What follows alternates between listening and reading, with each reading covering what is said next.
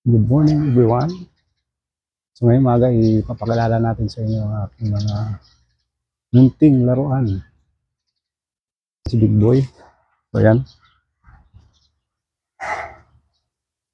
Dito ako disgrasya. Nakarang buwan lang. So medyo okay na tayo.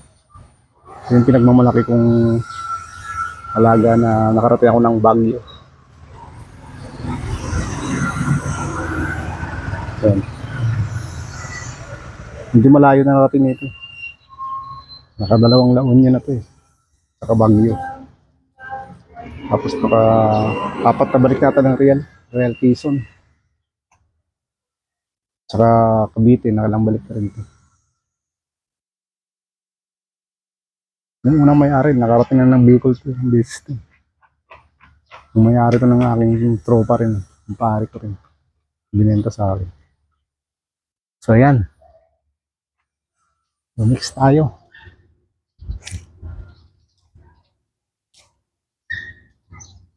Ito, bagong salta sa akin. Binenta ng kaibigan ko rin. Dahil hindi rin nagagamit. Sa bahay lang lagi to.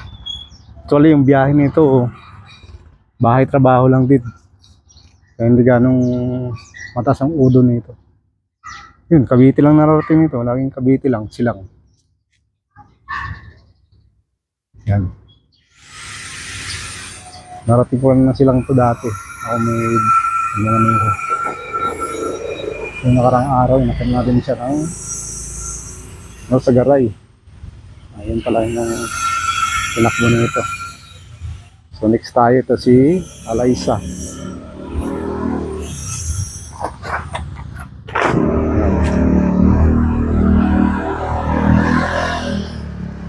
Ito lagi may tuyo. Laging may tupak to eh. Pero usually okay naman siya ngayon. So binili ko lang to para pang susyo ko lang sana to eh.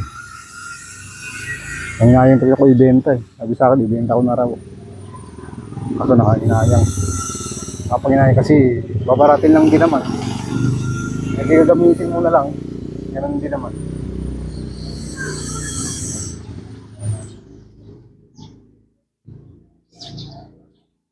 Mga ano pa lang ito natin nito. Cavite pa lang pumadala ko. Yun pa lang tinakbo nito.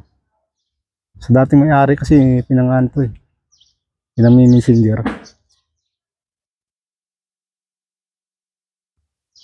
Ngayon dito lang yung biyahe niya. Trabaho dati. So hanggang dito lang po. Maraming salamat. Thank you for watching. Shout out sa lahat nating subscribers dyan. Good morning. Babus.